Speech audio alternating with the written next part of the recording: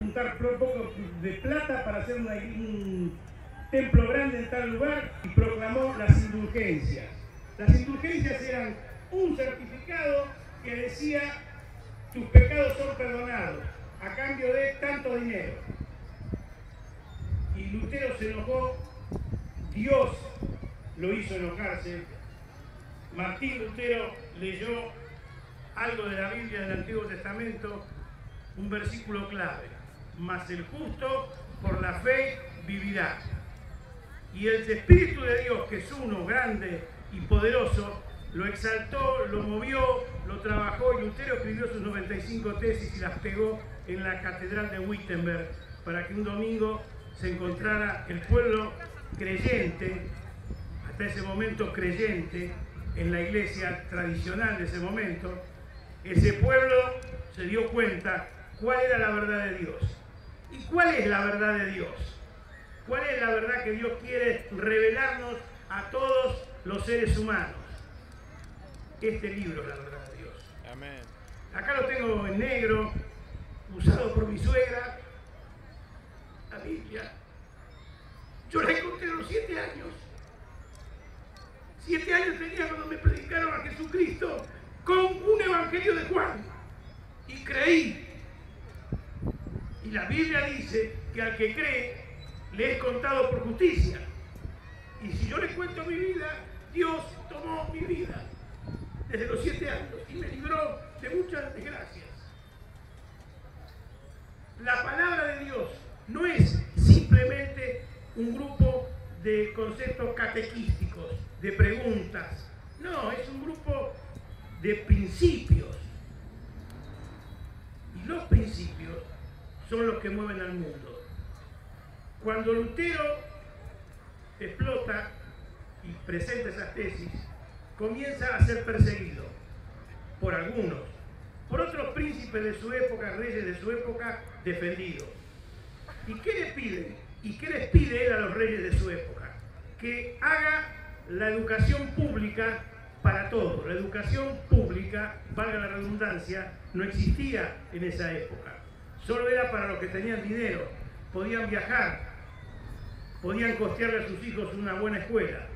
Desde ese momento comienza la revolución educativa en toda Europa y luego en el resto del mundo.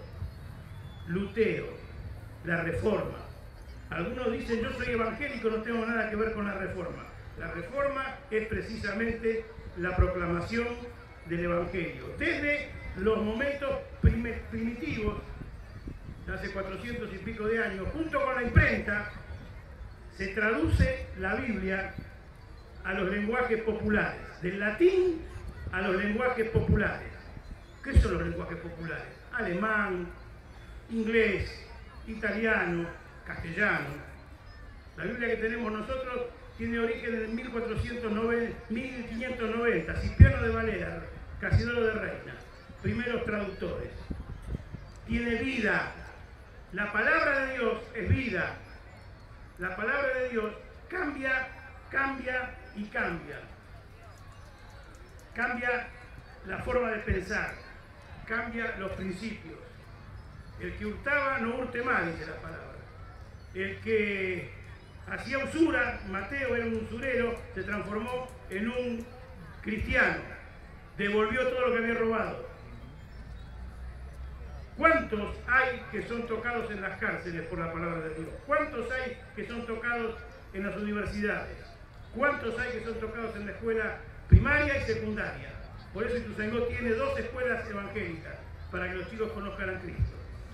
Pero yo quisiera en esta noche cerrar, mencioné un versículo y quisiera mencionar otro. Juan 3:16.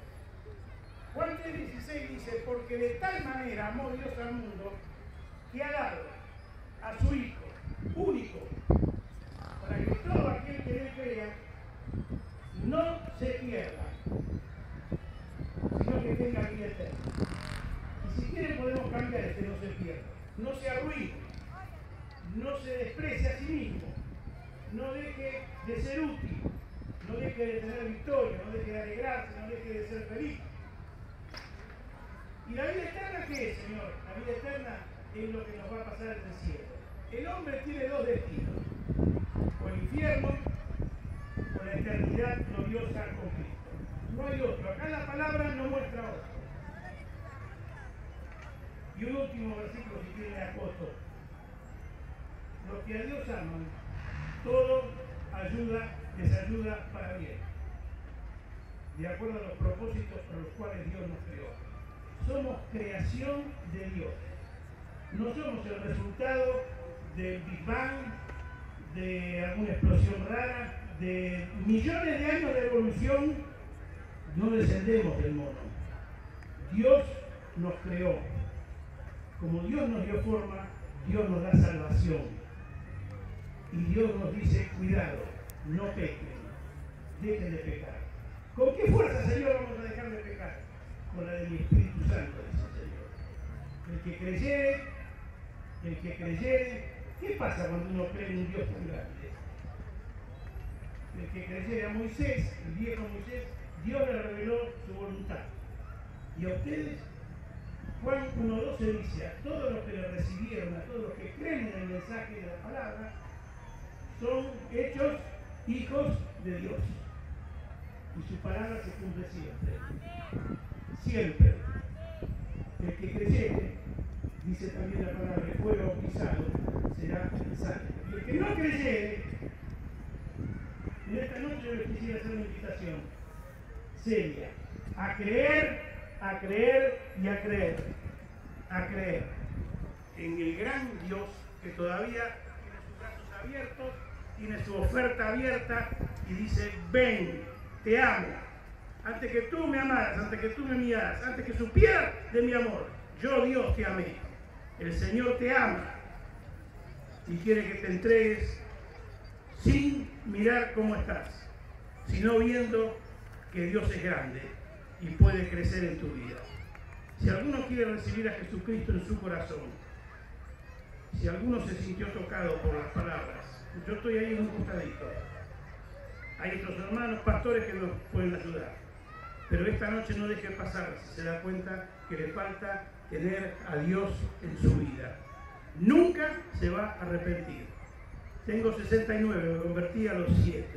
Nunca me dejó solo. Y encima me dio una compañera perfecta. Y encima me dio un matrimonio, hijos. Y muchas cosas que no le describí acá, que Dios me las dio. Que Dios me las preparó, las tenía preparadas de antemano para mí. Y ahora las puedo gozar. Dios les bendiga. Gloria a Dios. Quiero orar por ustedes. Señor, acá hay gente que seguramente escuchó alguna de las palabras que dije. Otras fueron imperfectas, pero tú las pudiste perfeccionar. Señor, sana y salva, pero salva a aquellos que están esperando en ti. Y bendice y derrama tu unción sobre Ituzaingó, este pueblo no grande, pero nutrido y necesitado de tu palabra. En el nombre de Jesús. Amén, amén y amén. Gloria a Dios.